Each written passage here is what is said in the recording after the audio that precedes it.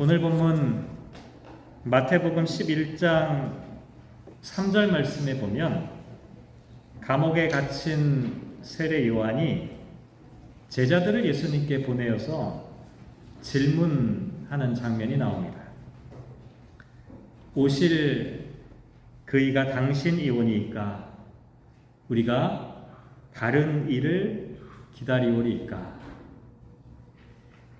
생각해보면 너무나 당혹스러운 질문이 아닐 수가 없습니다. 왜냐하면 세례 요한은 어떤 사람입니까? 누구보다도 예수님을 잘 알고 있었던 사람이었습니다.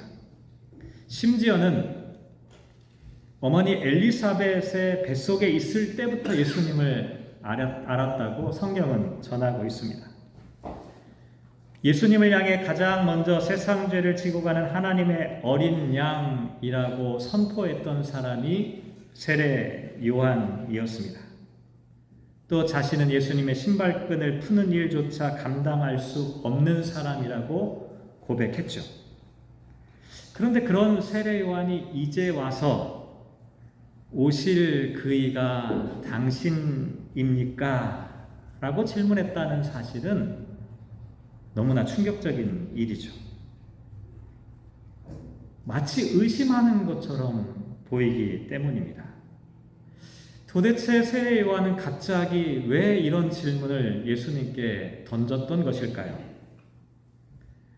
사실 이와 같은 질문은 믿음이 약해졌기 때문도 예수님을 부인하거나 배신하려는 의도가 아니었습니다.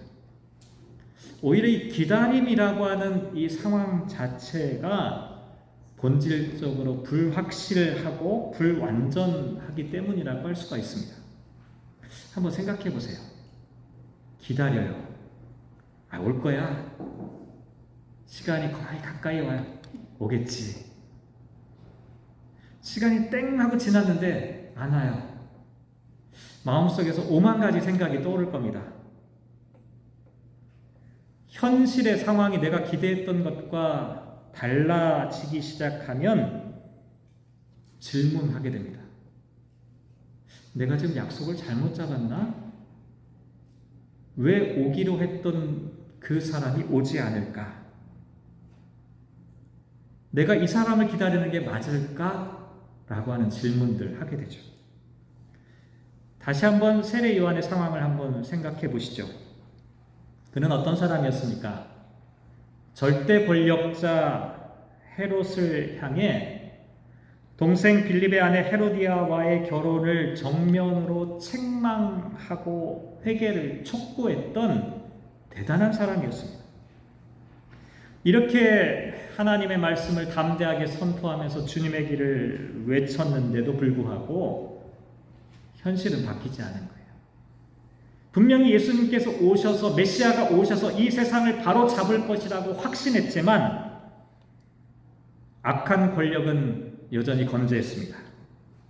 세상에는 불의가 가득했죠. 심지어 그는 감옥에 갇혔습니다. 그러니 질문을 하게 된 겁니다. 내가 기다리던 그분이 바로 예수님이 맞을까? 내가 생각했던 메시아가 예수님이 맞을까? 사실 이게 대강절의 질문입니다. 대강절의 현실이에요. 우리는 다 대강절 4주가 지나면 그 다음에 성탄일 온다고 생각하죠. 기다리지 않아요. 그냥 시간이 흘러갈 뿐이에요. 이런 질문조차도 필요 없이 우리는 지나갑니다. 그런데 한번 생각해 보시기 바랍니다. 이미 오신 예수님 생각하지 마시고요. 다시 오실 예수님을 기다리는 상황을 한번 생각해 보시기 바랍니다. 다시 오실 주님, 언제 오실까? 오시는 게 맞을까? 내가 예수님을 기다리는 게 정말 맞는 일일까? 예수님을 믿으니까 좋은 일 생기고, 예수님을 믿으니까 확실하게 예수님께서 오실 거야 라고 확신할 수 있다면 이런 질문 할 필요가 없겠죠. 하지만 예수님께서는 이미 오셨지만 아직도 세상은 메시아의 통치를 거부하는 것처럼 보입니다. 예수님께서 선포하신 복음의 진리는 세상 사람들에게 받아들여지지 않는 것처럼 보이죠. 이렇게 하나님의 약속을 믿음에도 불구하고 더디 진행되는 시간 때문에 우리는 흔들리고 확신을 잃어버리게 되는 것이죠. 그래서 똑같이 질문하는 겁니다. 오실 그이가 당신이오니이까? 우리가 다른 이를 기다리오리이까? 세례 요한의 이 질문에 대해서 예수님은 뭐라고 대답해 주셨습니까? 이사야서 35장에 나와 있는 말씀을 인용하셨지요. 맹인이 보며 못 걷는 사람이 걸으며 나병 환자가 깨끗함을 받으며 못 듣는 자가 들으며 죽은 자가 살아나며 가난한 자에게 복음이 전파된다고 전해라. 예수님께서 지금 왜 이 말씀을 인용하시는 것일까? 지금 막 기적이 일어나고 있다, 이걸 강조하려고 하신 것일까요? 만약 이렇게 생각하면 기적이 더 이상 일어나지 않으면 어떻게 됩니까? 예수님이 아닌 거예요. 예수님을 기다릴 필요가 없는 거예요. 예수님이 예수님임을 증명하는 것이 기적 때문이라면, 기적이 사라지고 나면 예수님을 기다릴 필요가 없어지는 겁니다. 그런데 여기서 말하고 있는 맹인과 못 걷는 사람, 나병 환자라고 하는 이 지칭은 장애와 질병과 죽음으로 인해 절망적인 상황, 더 이상 희망을 갖기 어려운 상황을 나타냅니다. 그런데 이런 상황 속에서 하나님의 치유와 회복과 구원이 지금 시작되고 있다는 사실을 전해라 라고 말하고 있는 것이죠. 특별히 이사야서 35장 1절 말씀에 보면 이런 표현이 나와 있습니다. 광야와 메마른 땅이 기뻐하며 사막이 백합화와 같이 피어 즐거워하며. 광야와 메마른 땅, 이스라엘 백성들에게 이 광야라고 하는 이 표현은요, 대단히 의미심장합니다. 이스라엘 백성들에게 광야는 실패의 장소입니다. 불안하고 흔들렸던 장소이죠. 버려진 땅이었습니다. 왜 그럴까요? 이스라엘 백성들의 역사를 한번 생각해 보시기 바랍니다. 광야에서 이들은 길을 잃어버렸어요. 광야에서 불평했어요. 원망했어요. 그러면서 40년의 방황 끝에 어떻게 됐습니까? 사람들이 약속의 땅에 들어가지 못하고 광야에서 죽어버렸죠. 비극의 땅이었습니다. 그런데 그 광야에서 하나님께서 어떤 일을 하시느냐? 광야와 메마른 땅에서 이스라엘을 구원의 길로 인도하신다라고 말씀하고 있습니다. 실제로 어떻습니까? 광야 사막 한가운데 엘림이라는 곳에서 하나님께서는 샘을 준비하셨습니다. 반석을 치니 물이 흐르게 되었지요. 길이 없는 곳을 갈 때는 구름 기둥과 불 기둥으로 인도하여 주셨습니다. 그래서 6절 말씀에 보면 광야에서 물이 솟겠고 사막에서 시내가 흐를 것입니다, 이렇게 말씀하셨어요. 근데 여기 대단히 중요한 표현이 하나 있어요. 예수님께서 또 이사야에 나와 있는 이 말씀을 자세히 보면 광야와 사막이 사라진다라고 말하고 있지 않다는 사실입니다. 광야와 사막이 사라지는 게 아니라 광야 안에서 물이 솟는다, 사막 안에서 시내가 흐르며 거기에 대로가 생긴다, 이렇게 말씀하셨습니다. 무슨 얘기냐? 하나님의 기적은 광야가 없어지는 게 아닙니다. 광야를 제거하는 것이 아니에요. 광야는 그대로 있어요. 여전히 광야입니다. 하지만 그 광야를 통과할 수 있도록 그 한가운데 광야 안에 길을 내신다는 겁니다. 미국에 가면 유명한 도로 있습니다. 66번 도로. 애니메이션 카라고 하는 이 애니메이션의 어떤 배경이 됐던 도로가 66번 도로입니다. 미국 사람들에게는 그 길이 어머니의 길로 불려지기도 합니다. 시카고에서 산타모니카까지 통과하는 이 길목들이 어떻게 되냐면 애리조나하고 뉴멕시코의 광활한 사막을 관통하는 길이라고 합니다. 그런데요, 사막 한가운데 길이 놓였지만 그렇다고 사막이 사라진 건 아니었습니다. 그 지역은 지금도 여전히 뜨겁고 물은 부족하고 밤에는 춥고 바람은 모래를 날리는 황량한 곳 그대로입니다. 하지만 바뀐 것이 있습니다. 길이 생기니까 모든 것이 변화되었습니다. 사막 한가운데 길이 놓이자 사람들은 더 이상 방향을 잃지 않게 되었습니다. 작은 마을과 주유소와 쉼터가 생겨나게 되었죠. 사람들에게 더 이상 그곳은 지나갈 수 없는 곳이 아니었습니다. 이제는 통과할 수 있는 곳이 되었습니다. 신기한 일이죠. 광야는 여전히 광야였지만 그곳에 길이 생기니까 더 이상 절망의 공간이 되지 않았던 것이죠. 예수님께서 이사야서의 말씀을 인용하신 까닭이 여기에 있습니다. 하나님의 약속이 아직 완성되지는 않았습니다. 하지만 이미 시작되었다는 것을 말씀하는 겁니다. 맹인과 나병한 자와 못 듣는 자, 죽은 자, 가난한 자, 이 사람들은 모두 죄와 악으로 인해 몸과 마음과 영혼이 피폐해진 인간 존재를 상징합니다. 그런데 지금 그들이, 저와 여러분이 회복되고 있다는 것이죠. 어떻게요? 길이요 진리요 생명이신 예수님께서 이 땅 가운데에 길을 내어주신 겁니다. 사막 같은 이 땅 가운데, 광야 같은 이 땅 가운데, 메마른 이 땅 가운데 예수님께서 길이 되어주셨다는 것을 말씀하고 있다는 것이죠. 사랑하는 성도 여러분, 우리가 인생을 살아갈 때 고난과 광야가 통째로 사라지면 얼마나 좋겠습니까? 하지만 그렇지 않습니다. 우리는 수많은 광야를 직면하게 되죠. 때로는 질병의 광야도 있고 상실의 광야도 있고 경제적인 빈곤의 광야도 있습니다. 관계가 파탄나는 그런 광야도 있어요. 기다려도 오지 않는 불편하고 안타까운 광야도 우리 앞에 펼쳐지고 있습니다. 하지만 걱정하지 마시기 바랍니다. 분명한 사실이 하나 있지요. 하나님께서 지금 광야 가운데 길을 내고 계신다는 것이죠. 광야 안에서 물이 솟아납니다. 사막 안에서 시내가 흘러갈 것입니다. 길이신 예수님께서 길을 만들어 주셨습니다. 몸속 길이 되어 주셨다는 것이죠. 우리가 대강절 왜 주님이 오시지 않을까?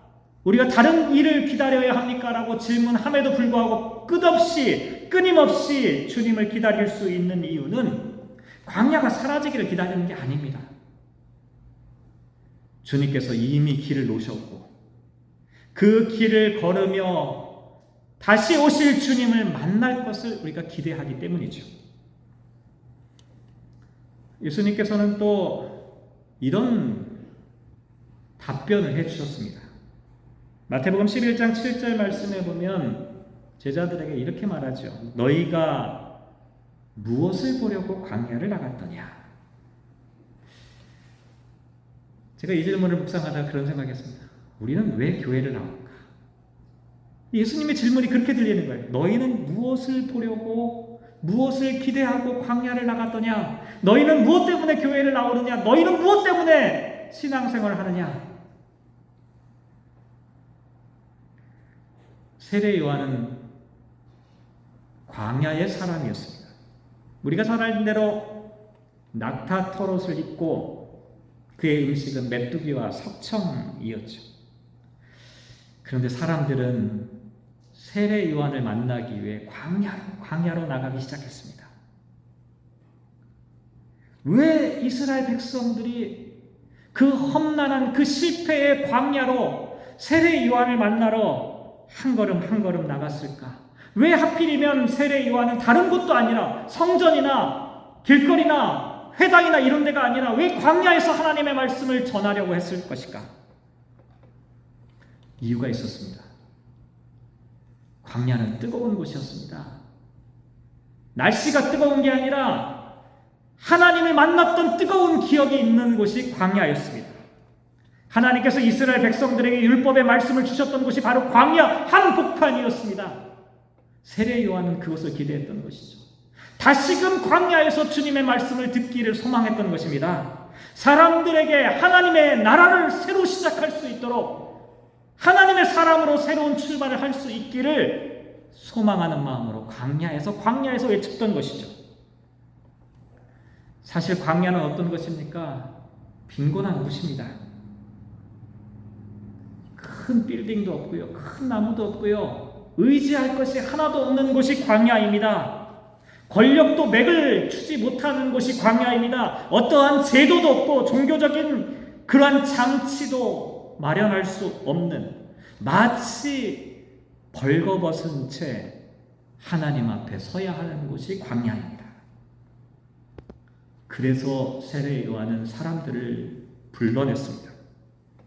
광야로 나와서 단독자로 하나님을 만나라. 단독자로 하나님 앞에 서보라. 그리하여 회개하라. 사람들은 세례 요한의 외침을 듣고 한 걸음 한 걸음 광야로 나가기 시작했죠. 그런데 눈에 먼저 들어오는 것이 있었습니다. 그것은 흔들리는 갈대였죠. 실제로 요단강 주변에는 갈대가 많았다고 합니다. 바람이 불면 갈대들이 이리저리 흔들렸죠. 이게 무엇을 상징하겠습니까?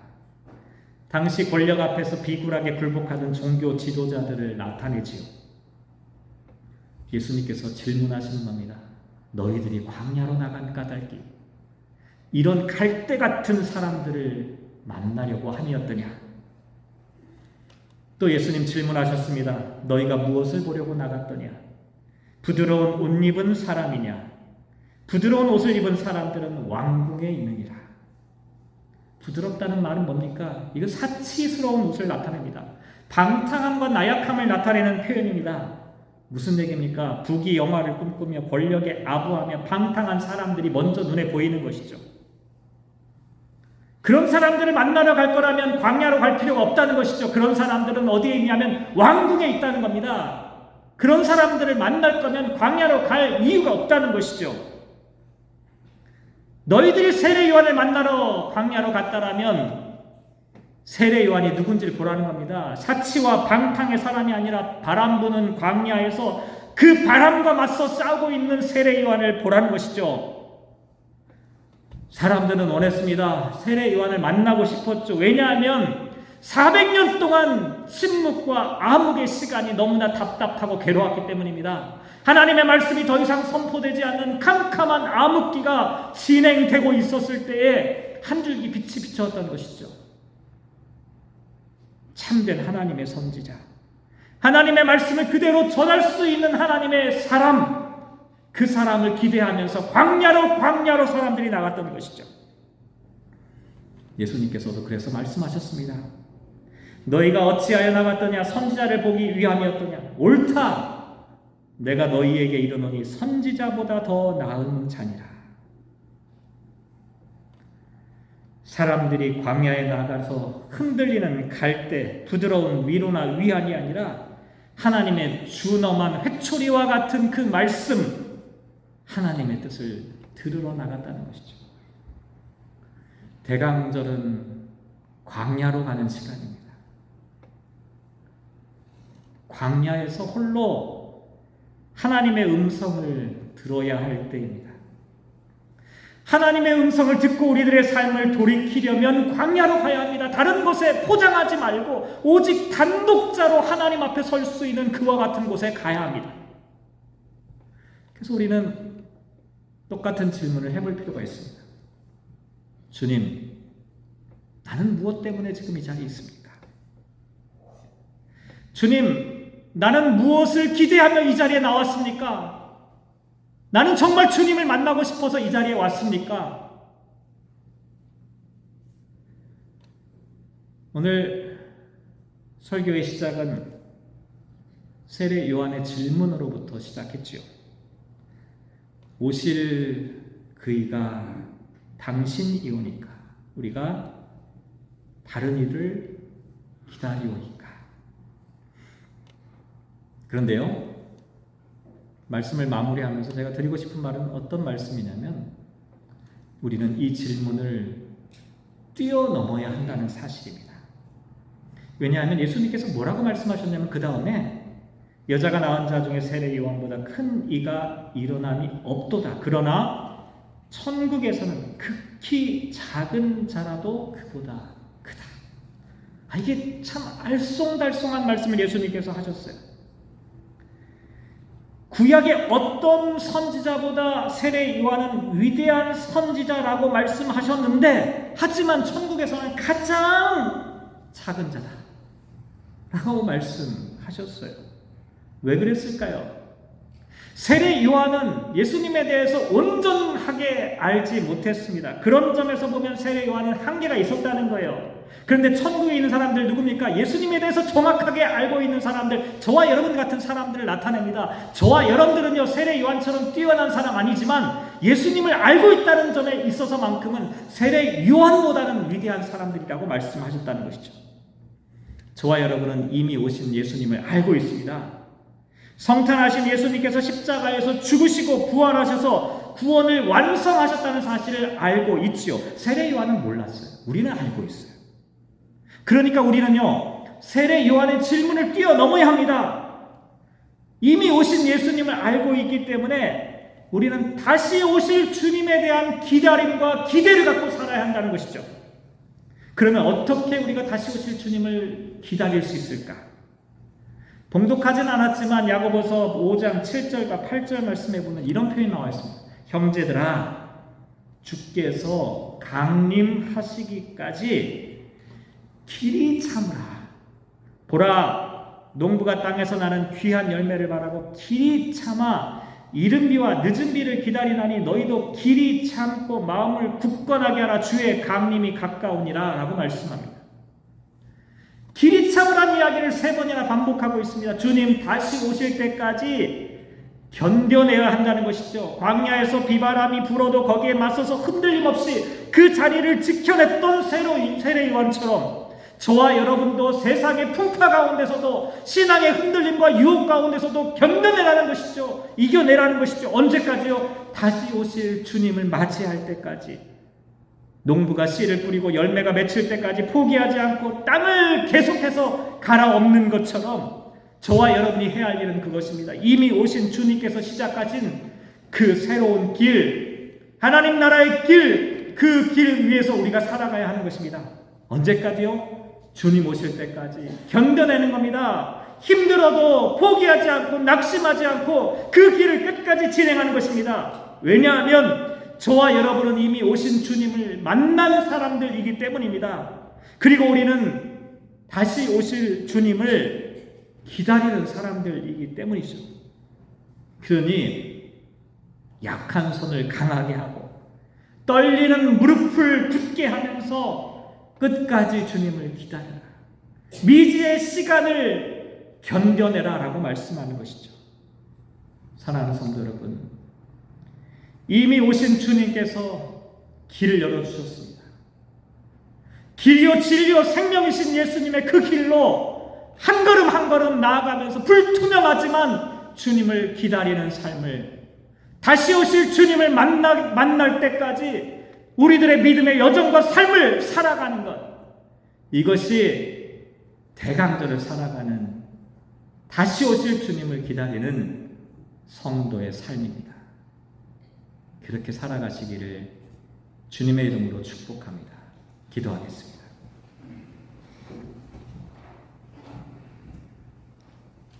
주님, 세례 요한의 질문이 예사롭지 않게 들립니다. 오늘 우리가 살아가는 이 시대에 주님을 기다리지 않습니다. 주님을 기대하지 않습니다. 왜냐하면 지체되고 지연되고 현실의 상황에서 주님의 오심을 증명할 수 있는 일들이 점점 사라지는 것처럼 보이기 때문입니다.